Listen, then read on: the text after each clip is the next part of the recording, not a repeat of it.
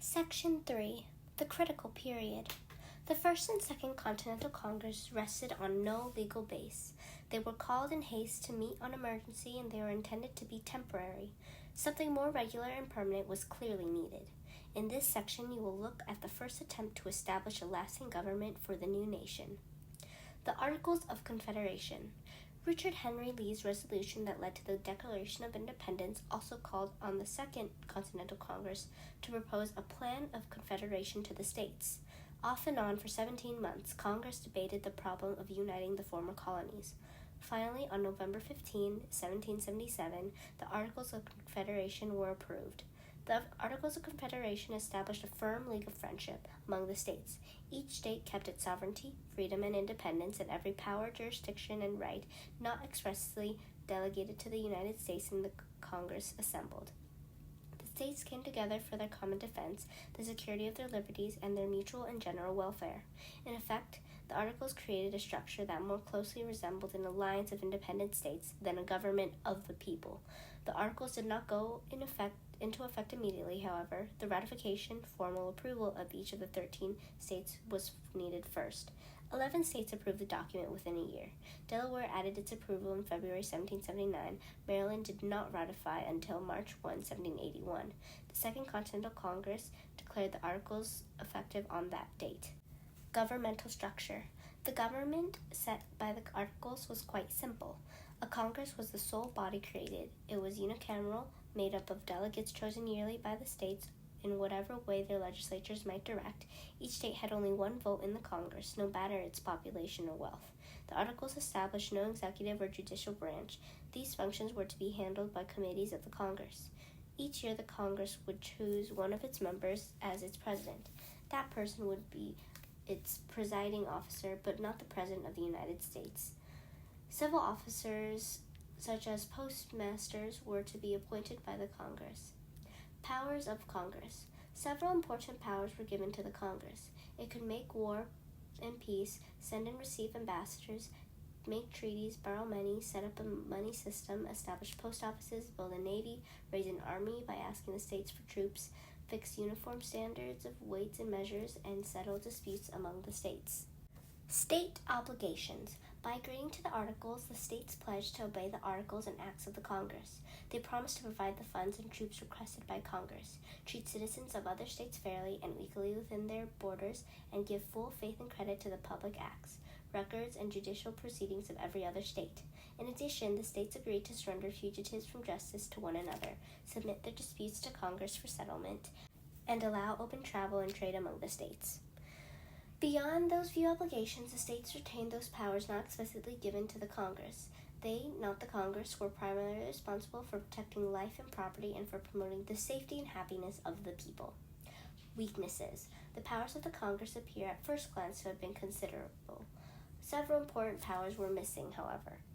Their omission, together with other weaknesses, soon proved the Articles inadequate for the needs of the time. The Congress did not have the power to tax. It could raise money only by borrowing and by asking the states for funds. Borrowing was at best a poor source. The Second Continental Congress had borrowed heavily to support the rebellion, and many of those debts had not been paid. And while the Articles remained in force, not one state came close to meeting the financial requests made by the Congress. Nor did the Congress have the power to regulate trade between the states.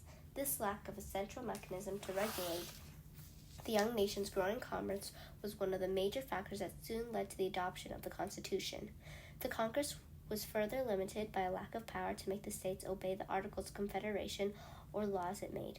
Congress should exercise the powers it did have only with the consent of 9 of the 13 delegations. Finally, the Articles themselves could be changed only with the consent of all 13 of the state legislatures. The Critical Period. The 1780s. The long Revolutionary War finally ended on October 19, 1781. America's victory was confirmed by the signing of the Treaty of Paris in 1783. Peace, however, brought the new nation's economic and political weaknesses into sharp focus. Problems made even more difficult by the weaknesses of the Articles soon surfaced. With a central government unable to act, the states bickered among themselves. They grew increasingly jealous and suspicious of one another. They often refused to support the new central government financially and in almost every other way. Several of them made agreements with foreign governments without the approval of the Congress, even though that was forbidden by the Articles. Most organized their own military forces. George Washington complained, "We are one nation today and 13 tomorrow. Who will treat us on such terms?" The states taxed one another's goods and even banned some trade. They printed their own money, often with little backing. Economic chaos spread throughout the colonies as prices soared and sound credit vanished. Debts and public and private went unpaid. Violence broke out in a number of places. The most spectacular of these events played out in western Massachusetts in a series of incidents that came to be known as Shays' Rebellion. As economic conditions worsened there, property holders, many of them small farmers, began to lose their land and possessions for lack of payment on taxes and other debts. In the fall of 1786, Daniel Shays, who had served as an officer in the War of Independence, led an armed uprising that forced several state judges to close their courts. Early in the next year, Shays mounted an unsuccessful attack on the federal arsenal at Springfield. State forces finally moved to quiet the rebellion, and Shays fled to Vermont. In response to the violence, the Massachusetts legislature eventually passed laws to ease the burden of debtors. A need for stronger government. The Articles had created a government unable to deal with the nation's troubles. Inevitably, demand grew for a stronger, more effective national government. Those who were most threatened by economic and political instability, large property owners, merchants, traders, and other creditors, soon took the lead in efforts to that end. The movement for change began to take concrete form in 1785. Mount Vernon. Maryland and Virginia, plagued by bitter trade disputes, took the first step in the movement for change. Ignoring the Congress, the two states agreed to a conference to resolve conflicts over commerce and navigation on the Potomac River and Chesapeake Bay. Representatives from the two states met at Alexandria, Virginia in March 1785. At George Washington's invitation, they moved their sessions to his home at nearby Mount Vernon. Their negotiations proved so successful that on January 21, 1786, the Virginia General Assembly called for a joint meeting of all of the states to consider and recommend a federal plan for regulating commerce. Annapolis. That joint meeting opened at Annapolis, Maryland on September 11, 1786. Turnout was poor, with representatives from only 5 of the 13 states attending: New York, New Jersey, Pennsylvania, Delaware, and Virginia. Although New Hampshire and Massachusetts, Rhode Island, and North Carolina had appointed delegates, none attended the Annapolis meeting. Disappointed but still hopeful, Alexander Hamilton, a delegate from New York, and Virginia's James Madison persuaded the gatherings to call for yet another meeting of the states.